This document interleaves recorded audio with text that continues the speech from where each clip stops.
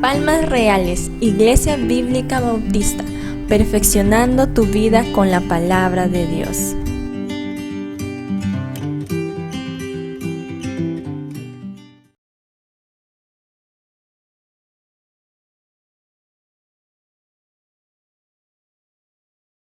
Quiero continuar esta serie de enseñanzas basado en la carta de Primera de Tesalonicenses, capítulo 5. Ya estamos por terminar, nos quedan algunas más, solamente para que podamos entrar en esta última fase de lo que el apóstol Pablo viene enseñando a esta iglesia de Tesalonicenses. Viene dando una carta, escribiendo, porque a la misma vez desea animarlos, desea retarlos a esta iglesia a seguir creciendo en el Espíritu, en la palabra del Señor, en el amor también fraternal que ellos tenían y eran muy conocidos alrededor. Capítulo 5 de Primera de Tesalonicenses, versículo 1, adelante. ¿Lo tienen? Amén, muy bien, vamos a leerlo hasta el versículo 11. El texto de hoy es un poquito largo, así que vamos a leer de una vez, hermanos. Dice así la palabra del Señor. Pero acerca de los tiempos y de las ocasiones, no tenéis necesidad, hermanos, de que yo os escriba, porque vosotros sabéis perfectamente que el día del Señor vendrá así como ladrón en la noche, que cuando digan paz y seguridad, entonces vendrá sobre ellos destrucción repentina, como los dolores a la mujer encinta, y no escaparán. Mas vosotros, hermanos, no estáis en tinieblas, para que aquel día os sorprenda como ladrón. Porque todos vosotros sois hijos de luz e hijos del día. No somos de la noche ni de las tinieblas. Por tanto, no durmamos como los demás, sino velemos y seamos sobrios. Pues los que duermen de noche duermen, y los que se embriagan de noche se embriagan. Pero nosotros que somos del día, seamos sobrios, habiéndonos vestido de la coraza de fe y de amor, y con la esperanza de salvación como yelmo. Porque no nos ha puesto Dios para ira, sino para alcanzar salvación por medio de nuestro Señor Jesucristo, quien murió por nosotros, para que, ya sea que velemos o que durmamos, vivamos juntamente con Él. Por lo cual, animaos unos a otros y edificaos unos a otros, así como lo hacéis. Vamos a orar, hermanos, una vez más, por favor. Amado Dios, te damos gracias por este hermoso tiempo, último servicio de este día aquí en esta iglesia, y te pedimos que tú puedas hablar a nuestros corazones a través de tu palabra. Utiliza tu palabra, Señor, y que tu Espíritu pueda iluminar nuestra mente para poder comprender lo que Pablo quiere enseñarnos en esta carta sobre el día del Señor. En el nombre de Jesús oramos. Amén. Amén. En 1555 salió a la luz en Lyon, en Francia, un libro titulado Las profecías del señor Michael Nostradamus. ¿Ha escuchado sobre él? Nostradamus, seguramente su apellido suena más, ¿verdad? La obra estaba compuesta de 353 cuartetos, una obra muy grande, un poema muy grande. Ellos estaban escritos con términos muy enigmáticos, muy interesantes para aquellos tiempos. Pero ellos pretendían anunciar los sucesos del futuro máximo o próximo en Francia y sobre todo en toda Europa. Esas profecías eran muy conocidas porque eran espeluznantes, contenían temas como terremotos, contenían temas de sangre, destrucción, etcétera, etcétera.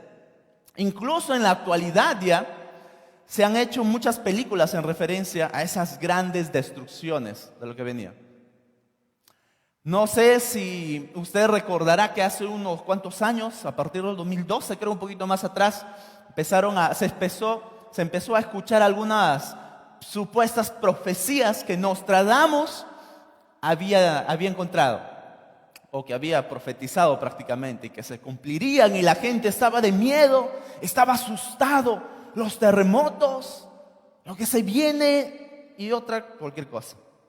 Y eso en la actualidad sembró mucho temor, mucho miedo, que hasta en nuestros días de hoy se viene arrastrando un poco de eso. Hasta el día de hoy se viene arrastrando un poco de eso. La última vez que estuve enseñando con ustedes aquí en este servicio sobre el capítulo 4, versículo 13 al 18, estuvimos viendo cómo Pablo introduce el tema de los eventos futuros. Y aquel día estábamos viendo el primer punto en donde Pablo se enfocaba con respecto a los creyentes. Los creyentes sencillamente iban a ser llevados con Cristo, ¿verdad? Se acordará de la narración anterior. Y ahora Pablo va a empezar a tocar con el otro grupo, con respecto a los incrédulos. Así que hoy también nos corresponde estudiar lo que Pablo va a decir sobre estos incrédulos.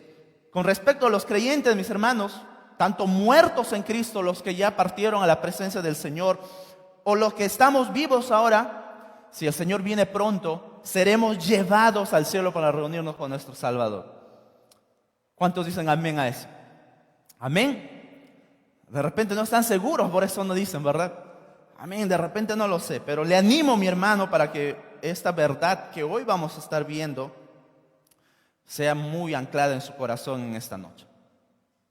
Y mi amigo, mi amiga que nos estás visitando, ¿cuál de estos grupos tú crees que vas a estar o estás? ¿Creyentes que serán llevados con Dios, con Cristo, o incrédulos que van a pasar mucho sufrimiento aquí en la tierra? ¿Qué crees? ¿En cuál de estos grupos tú crees que vas a estar? Y lo que Pablo quiere hacer en esta noche es aclararnos un poco sobre ese tema. Porque hay muchos creyentes que tienen miedo cuando se habla sobre los eventos futuros. A mí me da miedo leer Apocalipsis, dicen algunos. ¡Qué miedo! ¿Cómo será? Mucha sangre. Se lee destrucción, se lee acá y muchas cosas. ¡Qué miedo! Dicen las personas. Y obviamente esas narraciones que encontramos en la palabra de Dios son muy fuertes. En Apocalipsis encontramos destrucción, encontramos castigo, muerte, sangre, guerra, sufrimiento. Cosas completamente que llevan su nombre, apocalípticas. Y de eso nos habla.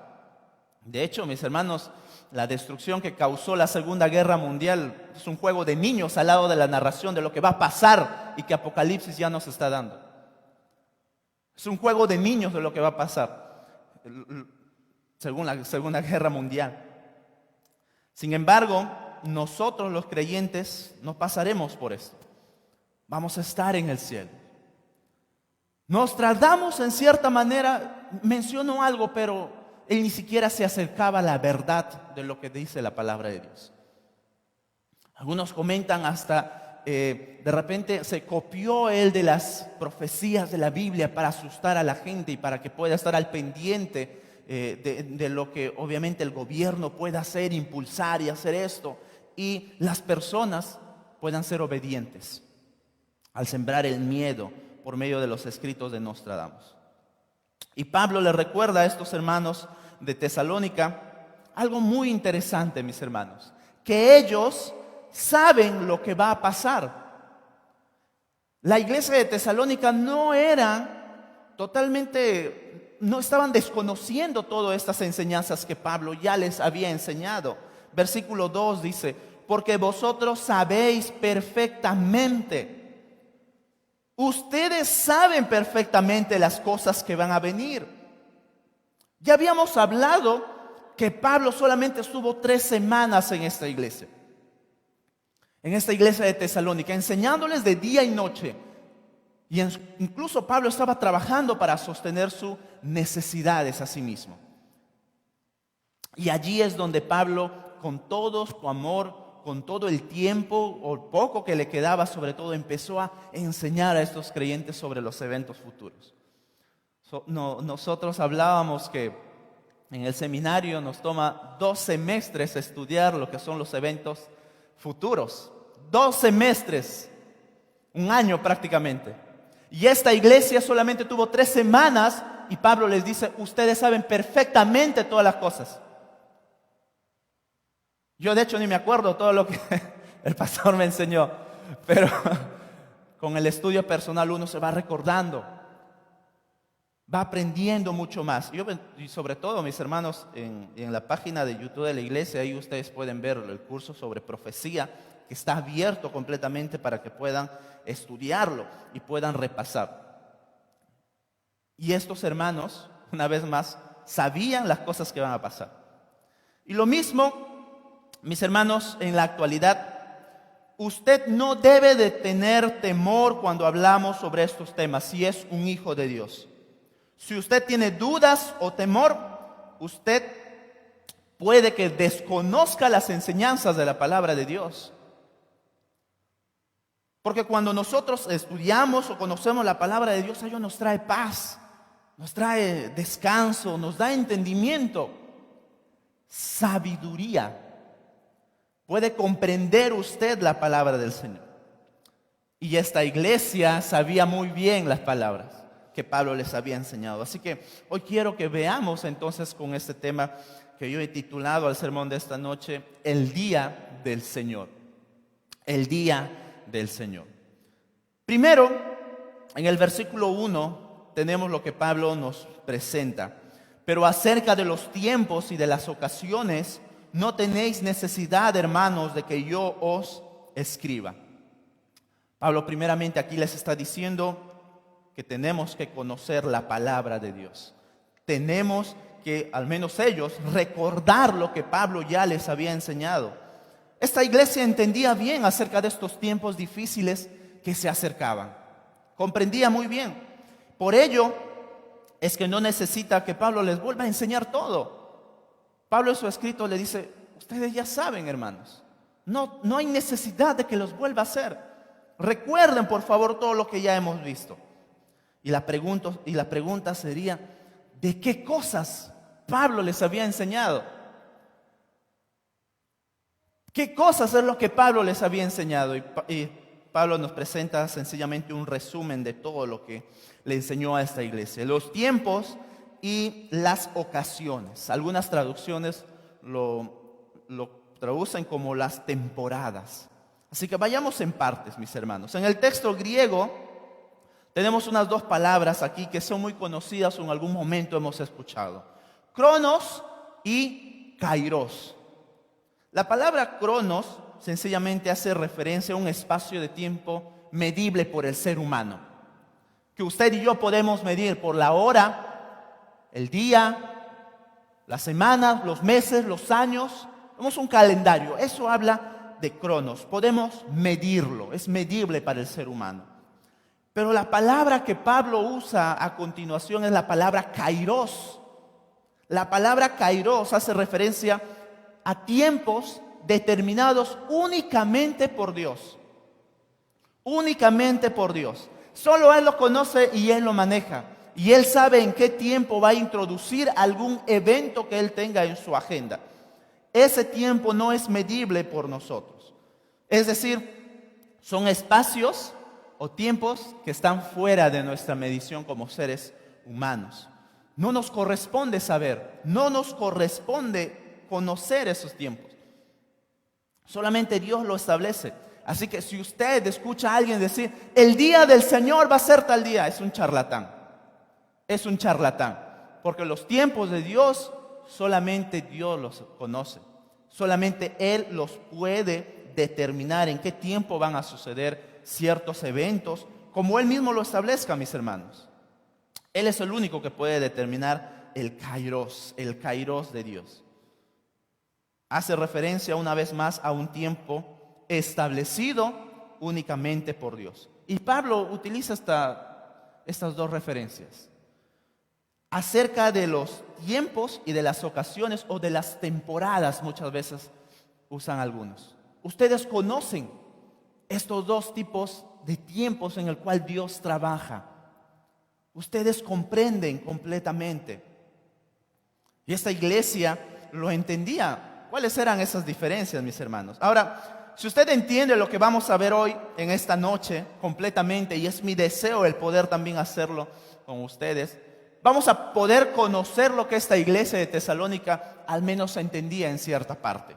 ¿sí? Supuestamente las profecías de Nostradamus, aquellas supuestas fechas que él estaba hablando sobre la destrucción, sobre otras cosas, mis hermanos, cuando usted comprenda, todas esas cosas van a ser un chiste para usted, porque usted ya va a conocer lo que dice la palabra de Dios. Va a conocer acerca de los tiempos, acerca de las temporadas o ocasiones del Señor. Y usted no va a ser movido por comentarios por aquí, comentarios por allá, supuestas fechas, eventos que suceden, una y que otra cosa.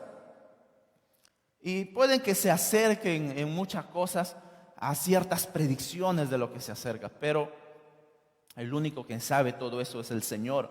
Y si usted mismo, su fe está en Cristo, nada lo va a poder mover a usted, mi hermano, mi hermana.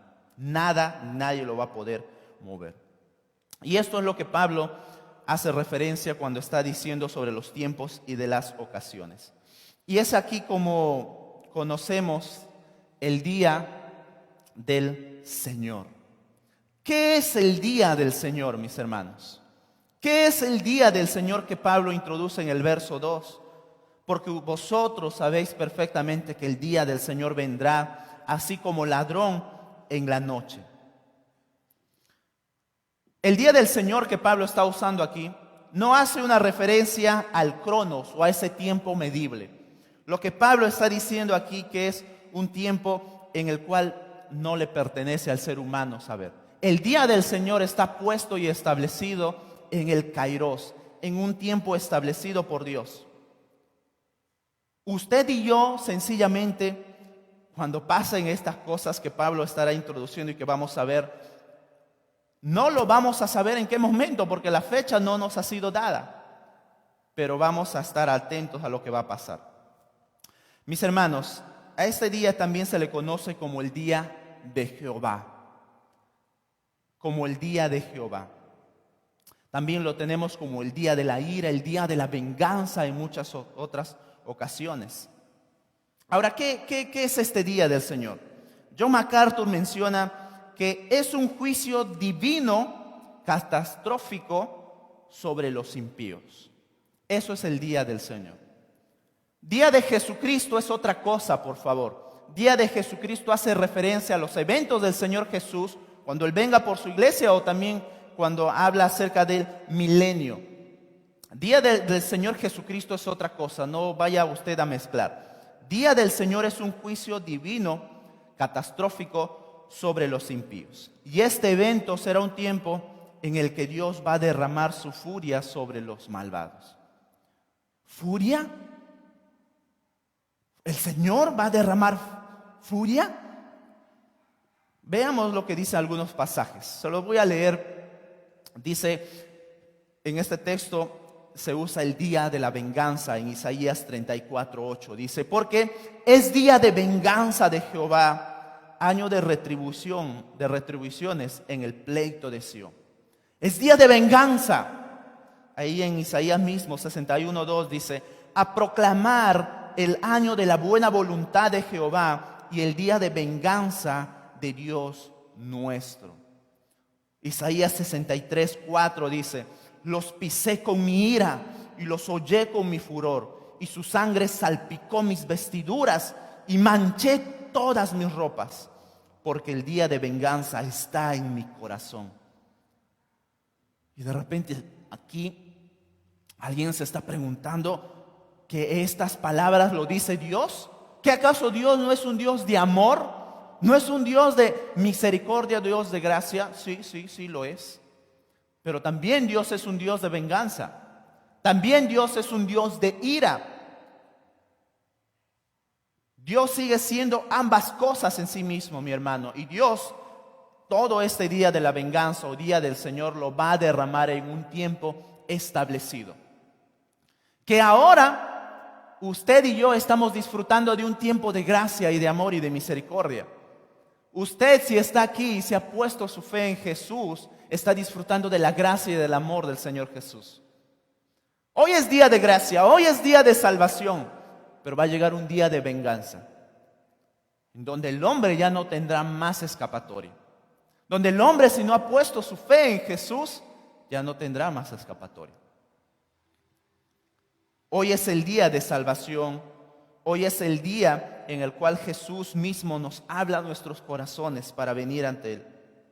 Así que usted de repente, así como yo, se está preguntando, ¿cuándo se dará este día del Señor? ¿Cuándo será? Bueno, la misma frase lo dice en Hechos capítulo 1, 7. El Señor Jesús, hablando a sus apóstoles, sus discípulos, les dice: no os toca a vosotros saber los tiempos, y ahí se usa otra palabra, o los sazones que el Padre puso en su sola potestad. No nos incumbe saber a nosotros la fecha en cuándo va a pasar eso, como ya les mencioné hace un momento. No nos corresponde a nosotros saber esa fecha. Y además Pablo dice cómo se dará la llegada del día del Señor. Y eso es lo que vamos a estudiar en esta noche. ¿Cómo se va a dar esa llegada del día del Señor? Pablo, sencillamente en el verso 3, empieza a hablar que cuando digan paz y seguridad, entonces vendrá sobre ellos destrucción repentina, como los dolores a la mujer encinta, y no escaparán. Mas vosotros, hermanos, no estáis en tinieblas para que aquel día os sorprenda como a ladrón. Ese día va a llegar como un ladrón en la noche. Nadie sabe. Lo que Pablo está diciendo aquí, haciendo, es una ilustración. Un ladrón cuando llega, uno no se lo espera, ¿verdad? Viene y cae de sorpresa. Viene y te lleva las cosas. Nadie lo sabe cuando viene. Nadie te dice: mañana te vengo a robar. Mañana te vengo a vaciar tu casa. El ladrón no hace eso. Y de repente usted está caminando en la calle, mañana te toca. Mañana regresa sin celular a tu casa. Nadie sabe cuándo va a suceder eso. Y Pablo está diciendo, como un ladrón en la noche, con mucho sigilo, cuando nadie se lo espera. Así va a venir ese día. Este evento, sencillamente, mis hermanos, es un tiempo en el cual el mundo no se dará cuenta. No se dará cuenta para nada, ni de la llegada ni de su inicio, porque ahí es donde conocemos como la destrucción que empieza en esta época o en este día del Señor. La destrucción se dará de una manera que las personas creerán que están en tiempo de paz, en tiempo de seguridad, que todo ahora ha vuelto a la normalidad. Se acabaron las guerras. Nunca más va a haber guerra, paz, tranquilidad en el mundo. Se termina la pandemia. ¿Cuántos quieren que se acabe la pandemia? Y ahí va a venir quizás el día del Señor. Cuando todos crean que todo está normal. La paz, la tranquilidad, seguridad en todo sentido. Económico, social, en temas bélicos. Mis hermanos, en esos tiempos es donde seguramente, y como acá la palabra de Dios nos dice, se estará dando inicio a este día del Señor. Sin embargo, la destrucción va a ser inevitable. No podrán escapar. No se posterga. Y Pablo mismo usa ese término en el versículo 3. Como los dolores de la mujer encinta, y no escapará. Los dolores de una mujer encinta son inevitables, ¿verdad? Cuando ya viene el parto. Inevitable, no puedes escapar, no puedes decir que ese día del parto todo va a ser normal y tranquilidad, para nada. No podrás escapar de ese día del Señor, así como los dolores de parto. No vas a poder escapar de ellos si tú no has puesto tu fe en Jesucristo. El sufrimiento que va a pasar la tierra, para aquellos sobre todo que no se arrepienten en sus pecados, mis hermanos y amigos sobre todo, va a ser muy serio y va a ser muy triste. Triste porque no han puesto su fe en Jesucristo. Pablo nos presenta estos dos aspectos de este día. Uno es para el que no es creyente y otro que sí es para el creyente. Para el creyente, sencillamente tiene seguridad eterna. Seguridad eterna. Oiga lo que dice Pablo en el versículo 4. Mas vosotros, hermanos, ustedes, iglesia, no estáis en tinieblas, para que aquel día os sorprenda como ladrón. Ustedes, iglesia, tranquilos. Ustedes no están en tinieblas. 5. Porque todos vosotros sois hijos de luz e hijos del día. No somos de la noche ni de las tinieblas. Por tanto, no durmamos como los demás, sino velemos y seamos sobrios. No duerman, por favor, hermanos. Ahorita tampoco, no duerman. Pero en la vida espiritual tampoco usted se duerma. Sencillamente en este día del Señor usted ya no estará. Los creyentes en Cristo estaremos en el evento que Pablo menciona en el capítulo 4, del 13 al 18. Seremos arrebatados con el Señor. Y Pablo les recuerda: nosotros no estaremos, nosotros no somos de las tinieblas, nosotros no debemos de preocuparnos para ese día. Ya estaremos arriba con nuestro Señor, disfrutando de esas hermosas bendiciones espirituales. Disfrutando de esas hermosas bendiciones. Los que son hijos de Dios, sencillamente no están en tinieblas, ya no pertenecen a la oscuridad. Ya no pertenecen a la oscuridad. ¿Qué tiene que ver aquí la oscuridad? ¿Qué tiene que ver aquí la noche que Pablo hace en estos versículos mención? Habla de tinieblas, habla de luz, habla de día. Hace referencia a estos dos grupos de personas. Aquellos que son luz o hijos de luz e hijos del día. Aquellos somos nosotros. El primer grupo son los creyentes, los que han puesto su fe en Cristo Jesús. Y ahí tenemos algunos pasajes muy hermosos. Juan 8:12. Una vez más Jesús se dirigió a la gente y les dijo: yo soy la luz del mundo. El que me sigue no andará en tinieblas, sino que tendrá la luz de la vida. Tendrá la luz de la vida. Nosotros somos esos hijos de luz. Otro pasaje, 1 de Pedro 2:9, muy conocido. Pero vosotros sois linaje escogido, real sacerdocio, nación santa, pueblo adquirido para posesión de Dios, a fin de que anunciéis las virtudes de aquel que os llamó de las tinieblas a su luz admirable. Esos somos nosotros. Esos somos nosotros, hijos de luz, hijos del día e hijos de Jesucristo. Y el otro grupo son los hijos de las tinieblas, de la oscuridad y la noche. Aquellos que no han puesto su fe en Jesús, que no son hijos de Dios, sino que son hijos del diablo. Versículo 6. Por tanto, no durmamos como los demás, sino velemos y seamos sobrios. Pues los que duermen de noche duermen, y los que se embriagan de noche se embriagan. Pero nosotros que somos del día, seamos sobrios, habiéndonos vestidos con la coraza de fe y amor y con la esperanza de salvación como yelmo. Un pasaje acerca de que estos son hijos del diablo lo tenemos en Juan 8:44. Jesús les dice: vosotros sois hijos de vuestro padre el diablo, y los deseos de vuestro padre queréis hacer. Él ha sido homicida desde el principio y no ha permanecido en la verdad, porque no hay verdad en él. Cuando habla mentira, del suyo habla, porque es mentiroso y padre de mentira. ¿Usted es hijo de luz o hijo del diablo? ¿Usted es hijo de Jesús y anda en hijos de día? Como un hijo que está en el día, que está en la luz, que está siendo guiado por Jesucristo. ¿O es un hijo que vive en las tinieblas? Sencillamente, permítame presentar un cuadro rapidito, por favor, que Pablo hace aquí una comparación, es como un resumen.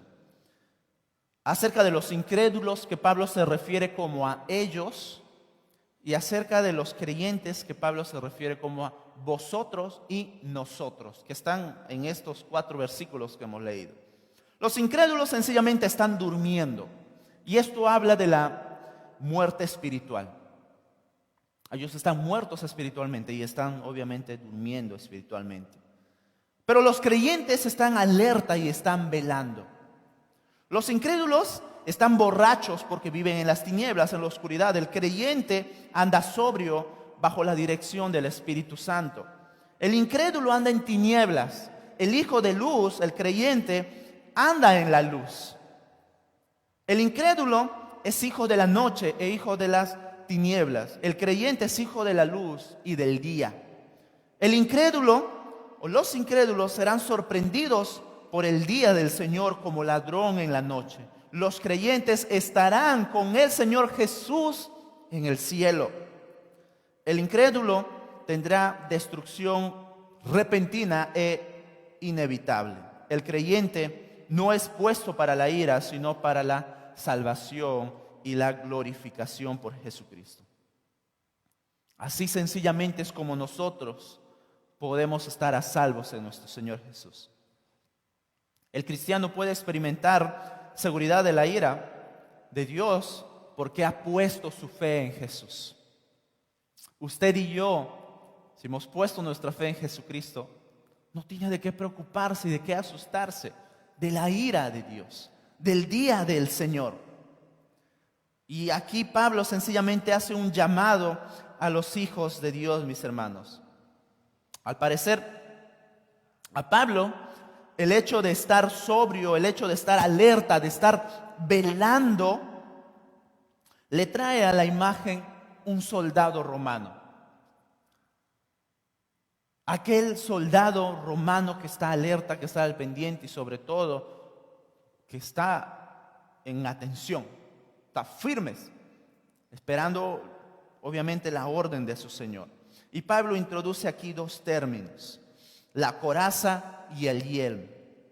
Pablo dice la coraza de la fe y el amor. La fe y el amor son la coraza. La coraza, mis hermanos, equivale en la actualidad a lo que hoy llamamos como un chaleco antibalas. ¿Usted ha visto un chaleco antibalas? De repente algunos han usado, no lo sé. Pero si usted ha visto un chaleco antibalas, usted entiende que ese chaleco protege las partes vitales del cuerpo humano, ¿verdad? Para que no vaya a caer un tiro en tu cuerpo y sobre todo en alguna parte importante. ¿Y qué es ahí? El yelmo te protege de eso. El yelmo te guarda de eso. Y Pablo le dice de esa manera, en el versículo 8, somos del día, seamos sobrios, habiéndonos vestidos con la coraza de fe y amor, les dice Pablo.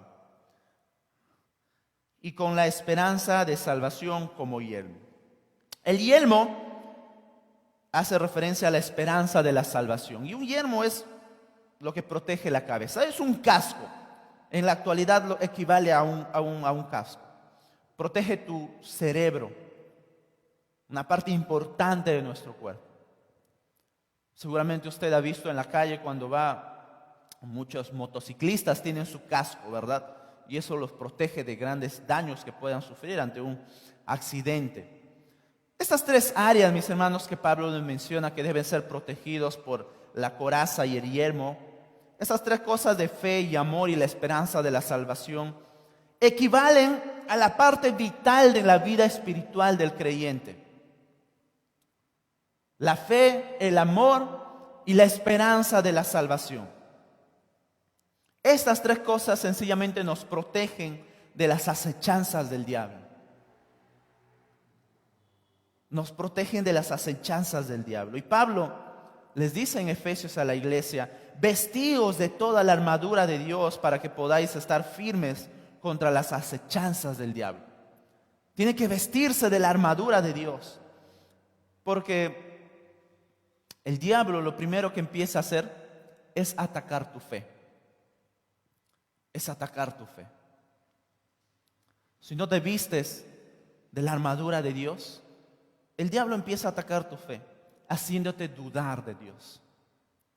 Que de repente yo no soy salvo, no soy salva, y por eso me comporto tal como soy.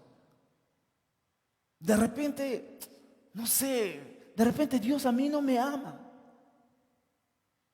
De repente Dios no está conmigo. De repente yo no soy salvo. De repente yo no soy hijo de Dios. Y el diablo empieza a atacarte eso primero, tu fe. Seguidamente empieza a atacar el amor hacia Dios, el amor que deberías de tener para con Él, porque va enfriando tu devoción y tu pasión por Dios. Ya no quieres servir, ya no quieres ir a la iglesia, ya no quieres seguir el consejo de tus líderes, ya no quieres seguir ni siquiera escuchando la palabra de Dios, ya no quieres ni siquiera escuchar ahora alabanzas a Dios, alabanzas cristianas, sino que empiezas a hacer otras cosas y tu amor por Dios va desapareciendo. La fe y el amor, descuidados, completamente se han perdido, y lo último que empieza a atacar Satanás es nuestra esperanza de salvación. Se congela y se paraliza. Y ahí viene esa gran duda. Creo que no soy salvo. No soy hijo de Dios. Producto de no haberte puesto la armadura de Dios, con la coraza. Y Pablo les dice acá, vístanse, estén preparados. Porque Satanás lo que quiere es eso, mi hermano, mi hermana, mi amigo. Satanás quiere destruir tu vida. Eso no es algo nuevo. Joven, señorita, Satanás quiere destruirte, quiere apartarte de Dios. Quiere sembrar en tu cabeza, sí, primeramente, de repente la iglesia es aburrida. No me gusta el hermano Jonathan como enseña. No me gusta cómo cantan en la iglesia. No me gusta acá cómo hacen en la iglesia. No, mejor no voy a la iglesia. Mejor empiezo a salir con mis amigos que no van a la iglesia y empiezo a hacer esto. Poco a poco empiezas a asistir a fiestas. Poco a poco en tu mente se va sembrando ideas de que no, creo que no soy cristiano. ¿Para qué voy a ir a la iglesia? Voy a hacer esto, mis amigos hacen esto, hacen el otro. Y eso es producto que has dejado una puerta abierta en tu corazón, en tu vida, en tu mente, para que Satanás empiece a atacarte, destruirte. Igualmente a los matrimonios. Atacar tu matrimonio, destruir tu familia, destruir tu hogar. Eso es lo que quiere hacer Satanás. Y por último, tu esperanza de la salvación se congela y te paraliza y terminas alejándote de Dios. Es de repente cuando usted se pone alguna meta de hacer algo, como de estudiar. Su meta final es la graduación, ¿verdad? Quiero terminar mis estudios para ser un profesional, mi graduación. Pero si pierdes de vista primeramente ello, mi hermano, empiezas primero a sacar malas notas, empiezas a no hacer las tareas, no asistes a clases, simplemente te enfrías, simplemente te paralizas y a la última te alejas. No quiero nada. Cuando pierdes la esperanza o cuando pierdes tu meta final. De esa misma manera en el creyente. Si pierdes la esperanza de tu salvación, lo demás prácticamente es presa fácil para Satanás. Si descuidamos la armadura de Dios, usted y yo vamos a ser presa fácil para Satanás. Vamos a ser presa fácil para Satanás. Y aquí es lo que Pablo ahora viene a darnos a nosotros también, es la exhortación, el ánimo como creyentes. Versículo 9 al 11. Porque no nos ha puesto Dios para ira, sino para alcanzar salvación por medio de nuestro Señor Jesucristo, quien murió por nosotros, para que ya sea que velemos o que durmamos, vivamos juntamente con Él. Por lo cual, animaos unos a otros y edificaos unos a otros, así como lo hacéis. Y aquí viene como lo que yo considero la estaca final o el ancla para nuestra fe para esta noche. El Hijo de Dios es puesto para salvación por únicamente su fe en Jesucristo.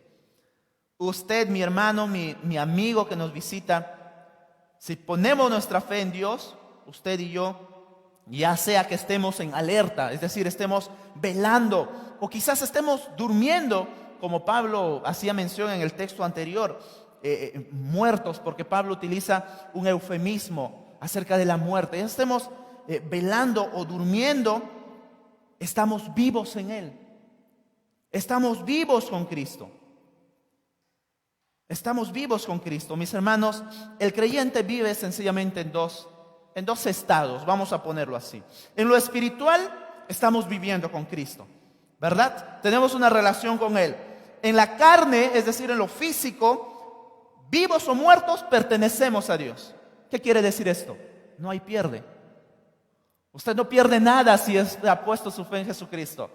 Si está espiritual, quizás ahora tenemos una comunión eterna con Cristo y de repente ya no estemos aquí, o quizás sigamos aquí con vida, pertenecemos a Cristo.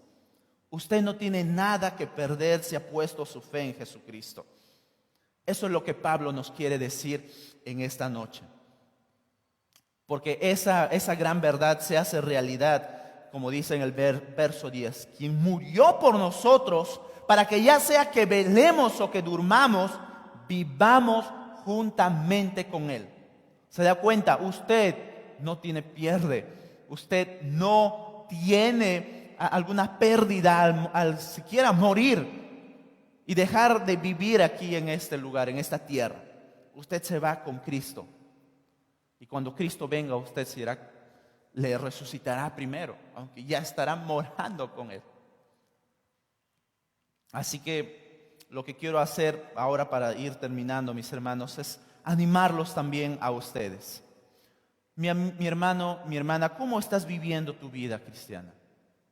¿Cómo estás viviendo tu vida cristiana? ¿Estás en alerta? ¿Estás a la espera de tu Señor?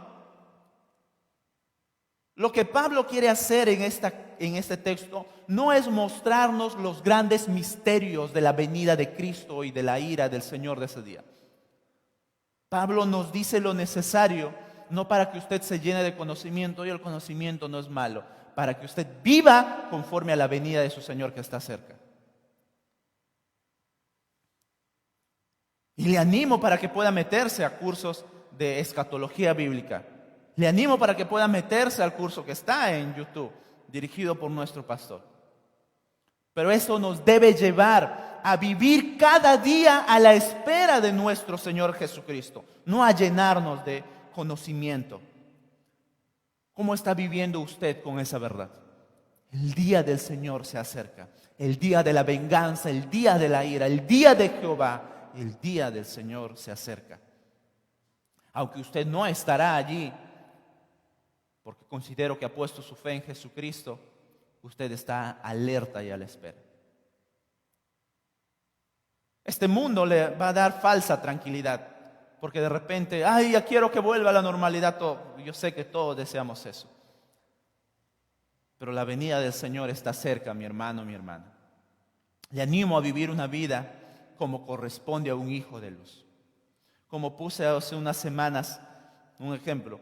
¿Qué hace usted cuando se entera que viene un familiar a visitarlo? Empieza a arreglar la casa, ¿verdad? A mí mi madre, ordena tu cuarto, ordena esto, como si va a entrar a mi cuarto el familiar. Ordena esto, acá, el otro, acá. Limpieza en la casa. Cuando vienen visitas, de esa misma manera, pero en un sentido mucho más honroso, más solemne, el Señor viene de pronto. ¿Se está preparando?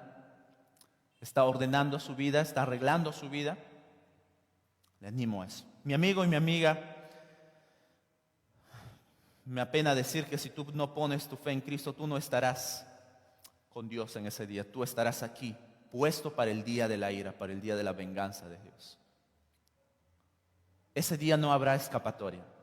Ese día no habrá, no se postergará, como el paro que se ha postergado, ¿verdad? No, ese día no. La próxima semana viene el día del Señor. No, ese día se va a dar sí o sí. Va a ser inevitable. Va a ser inevitable.